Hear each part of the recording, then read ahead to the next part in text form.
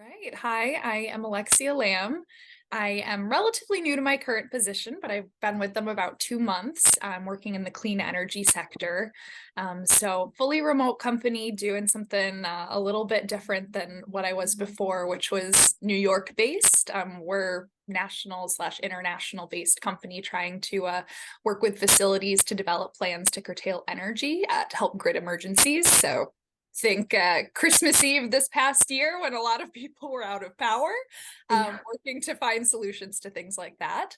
I did undergrad at SUNY Potsdam in chemistry, and then my master's in environmental science and engineering at Clarkson, graduating in 2020. It's been an interesting journey for all of us ever since then. But yeah, I think I found a really neat company and I like what they do. So Awesome. That's so exciting. yeah. And so especially like talking about Christmas Eve and you have to think on your feet a little bit. How do you handle that amount of overwhelming stress and Ah, keeping going?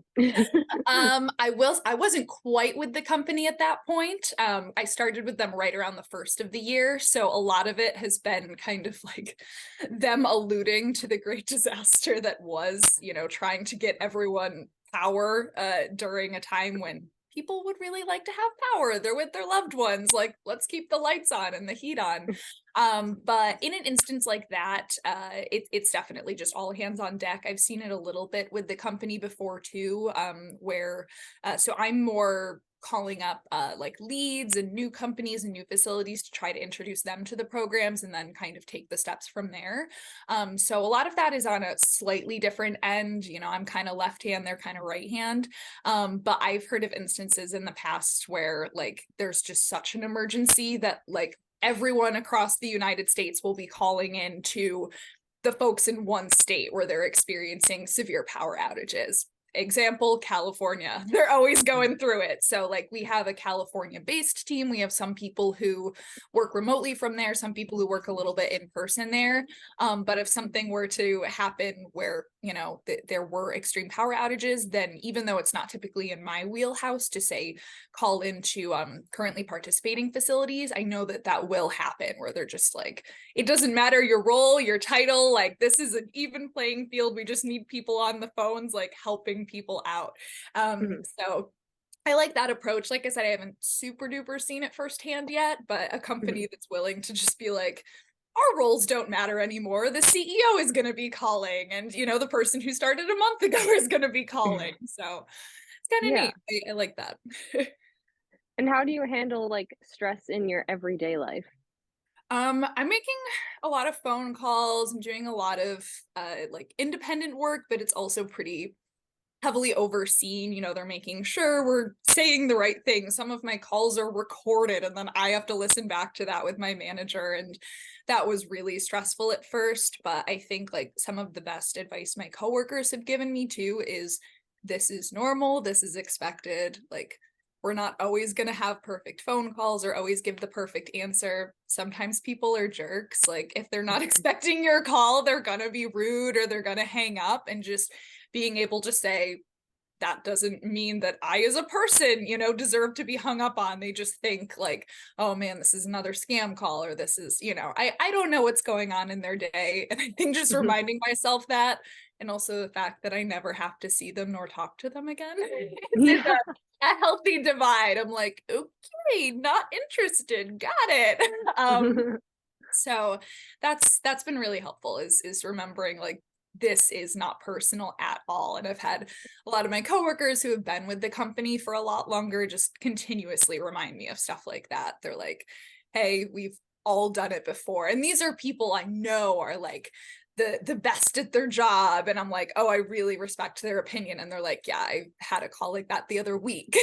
And Yeah. it was like really sucky. And I definitely didn't say the right thing and they hung up on me or whatever.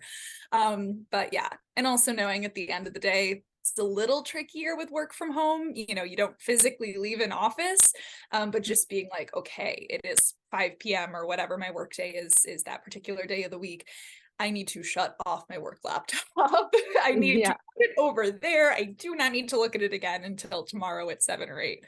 So Mhm. just actually keeping the two things separate, which I'm still working on a lot. But, I think that Mm, comes with the new job territory too, is you want to like put in extra hours and be the best you can possibly be, but you need to have a life too.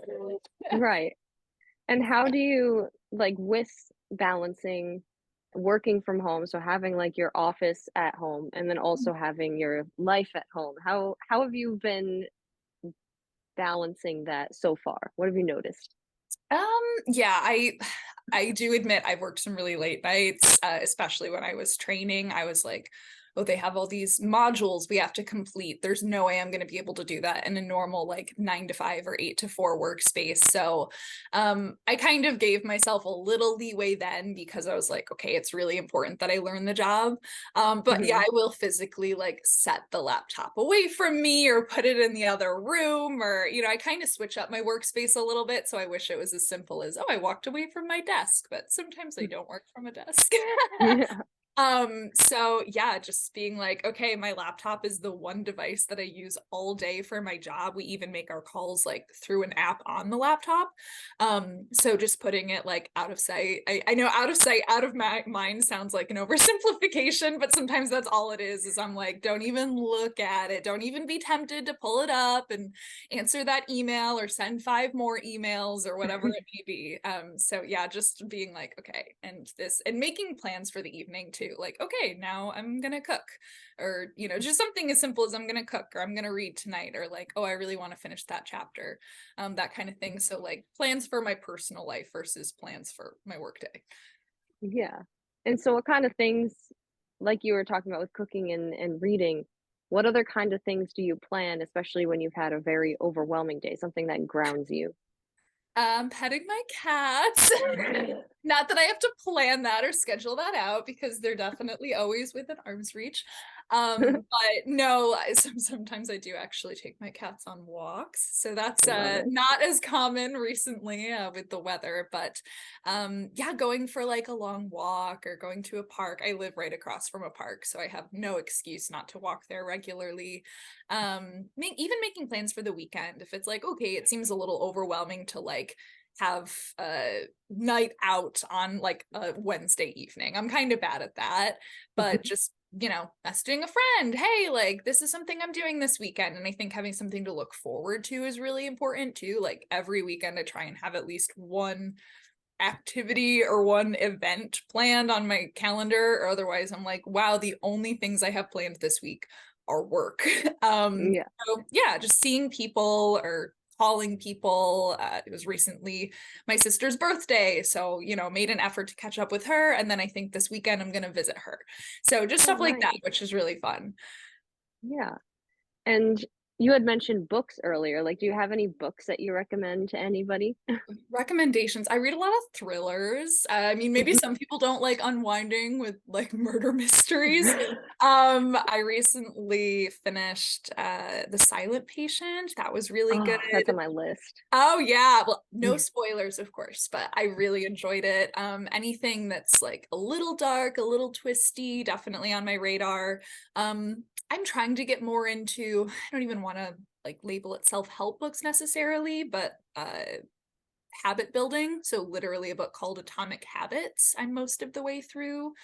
I really like true crime. So sometimes if I'm not like reading books, I'm listening to podcasts about true crime and things like that. I tend to listen to the more lighthearted ones because well, that sounds like kind of an oxymoron, but like funny people retelling true crime, right? Like there are several that kind of exist within that category, because I love learning and I think it's so important to be like, this is how far we've come, or this is how far we have to go in terms of what's going on in the world. But Mhm. having someone who's like really funny, who can then have kind of side banter with their co-host while they're talking about something so obviously deeply serious.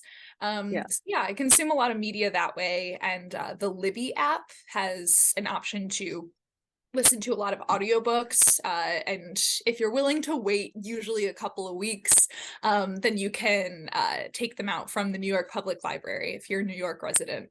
I don't Mhm. live in New York City, but I'm a New York resident, so I have access to a library card through that. So that's been pretty cool too, because I don't always like paying $15 per audiobook. Right. But that's where I've been listening to Atomic Habits, actually, trying to implement some of those good practices into my life for habit building. Yeah, can you tell us about some of those things you learned from the book? I think one of the big ones is, and like so much of it seems really obvious until you're like, oh, but I don't do that, right? So Mm, like uh rewarding good behavior, and making bad behavior seem like so unideal. This is a very extreme case, but like one that it outlines in the book is, someone said to his friend, like, if I don't go to the gym 3 times this week, I need to pay you $50. Like, you don't want the alternative. You don't want to owe your friend $50. So you're gonna go to the gym 3 times that week.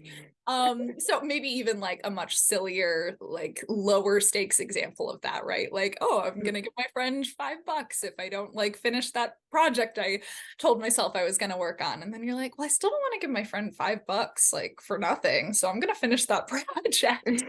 So putting things top of mind, just making it really appealing to do the thing and really unappealing to not do the thing. That's whatever task has been loading in the back of your brain for a while. I feel like I have never-ending to-do lists, and I'm sure most people do too. Can't do them mm, all at once, but like tackling it a little bit by bit. right. And what are things that, like, give you energy and motivation to do those tasks? I'd say looking forward to having it done, especially if it's something simple, like, in my apartment, I've lived here for over 6 months now, but there was just this one box that for whatever reason I didn't unpack. And I felt like whenever I was missing something, I just knew it was in that box. And I was like, why haven't I unpacked this box? So I think I just told myself, okay, your life is going to be infinitely easier if you just like actually take everything out of that box. And it took maybe 15 minutes, but I'd been putting it off for over 6 months. Mhm. So tell at least maybe lying to myself, but in most cases, not lying to myself and saying your life will be easier if you just do that thing. And it's Yeah. probably not going to be that hard to do that thing. Mhm. So like that's truly how it always is like the really simple tasks that you've been putting off forever. It might be something sucky like actually scheduling a doctor appointment, and you're putting that off because you can never get a hold of someone, or like I have some of those Yeah. tasks still simmering right now that I need to get done. So there are a lot of valid reasons to put them off, but then it feels good once you can check that box, or once you can like break down the daunting tasks and say, okay, at least I knocked off like half of those. Yeah, I love that. I mean, I definitely am someone who, like, makes 1,001 lists and Mhm. just has a little box, and I'm like, "Alright, check." Even if it's Yes. something simple as, like, I need to shower today, so let me actually write that in, so Yeah. then I can check off, like, "I showered today, I did a thing." It feels good. Yeah, honestly, especially like I only wash my hair a couple times a week, and I'm like, okay, that like it's a daunting task. I have a lot of hair and it takes forever to dry. But if I write it down, then I get to check that extra little box that I washed my hair. Yeah. And Ah, then when you see things, like, carrying over each day and you're like, "Ah."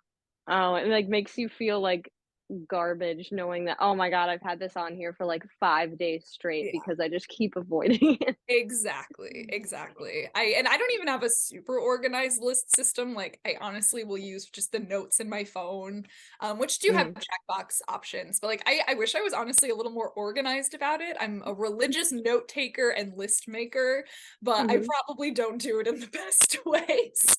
But yeah, then I'll like edit the note and then it'll like bump it to the top of my list. And I'm like, okay, mhm. I've been staring at this. Yeah, exactly. The thing that keeps popping up every day that I send to the top of my list, and Yeah.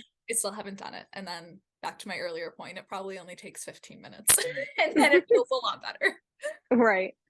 My favorite system in terms of, like, I guess, list making is I have the agendas where every single day it has, like, each hour on Uh, the paper. Smart. So then you can literally, like, write in, like, "Okay, I know I have this meeting from this time to this time," or, "I'm Mhm. meeting this person for dinner. I know that'll probably be about an hour and a half." And then you can put in, like, "I'm gonna shower in this time slot," like, you know? That's a perfect window because then my hair will look good for that other thing I have Yeah. going on. No, That's the thought pattern of my brain as well. I'm there with you. Yeah.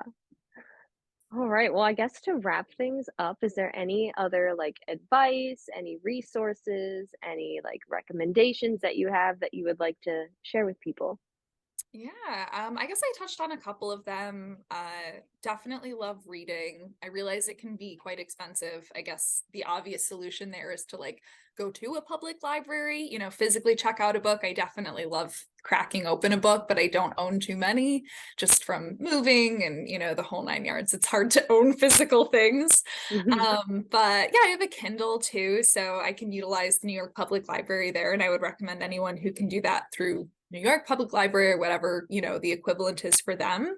You can just consume so much. There's so much knowledge out there. And I think it at least makes me feel better when I'm reading a book as opposed to like, I don't know, scrolling my phone and reading something there. I guess both are reading, but trying not Yeah. to doom scroll too much. Yeah, I've Right. tried to be more conscious of like phone use, because I definitely lie to myself and say, oh, I don't use Instagram or TikTok, so I'm not really on my phone that much. And then I'm like, oh, I just spent an hour on like Reddit reading about someone else's personal problems that don't affect me in any way. Like, why did I do that?